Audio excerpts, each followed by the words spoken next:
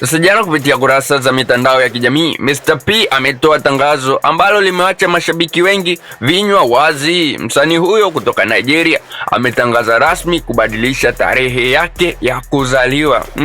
Hii ni noma. Badala ya tarehe 18 Novemba ambayo ndio siku alizaliwa akiwa pamoja na pacha yake Paul Okoye, sasa Peter amesema rasmi kuwa birthday yake itakuwa tarehe 30 Novemba kila mwaka. Peter hakupishana na maneno, amesisitiza kuwa kuanzia sasa hatapokea zawadi, simu wala jumbe za pongezi ifikapo tarehe 18 Novemba. Ingawa ameita hii ni kama uamuzi binafsi kwa ajili ya amani yake ya moyo, wachambuzi wa mambo ya burudani wanaona sasa huu ni kama utengano wa kudumu. Ni wazi kuwa majeraha ya Biflao la miaka mingi sasa yamevuka mipaka ya muziki na kuingia hadi kwenye asili ya kuzaliwa kwao. Hii ni noma say. Hali hii imekuwa ya sintofahamu kwenye mitandao. Wapo mashabiki wanaomuunga mkono Mr P kwa kutafuta furaha yake, lakini wengi wanasikitika kuona pacha waliopendwa zaidi Afrika wakitengana kiasi cha kukataa hata siku waliotoka tumboni mwa mama yao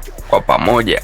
Je, huu ndio mwisho wa kundi la P Square tulilolijua? Ni nini maoni yako kuhusu hatua hii ya Mr P? Je, ni mbinu ya kibiashara au ni maumivu yaliyopitiliza? Angusha komenti yako hapo kupitia comment section, lakini pia usahau kushare, subscribe, turn on notification ili uzidi kupata update ya matukio mbalimbali yanayojiri every time.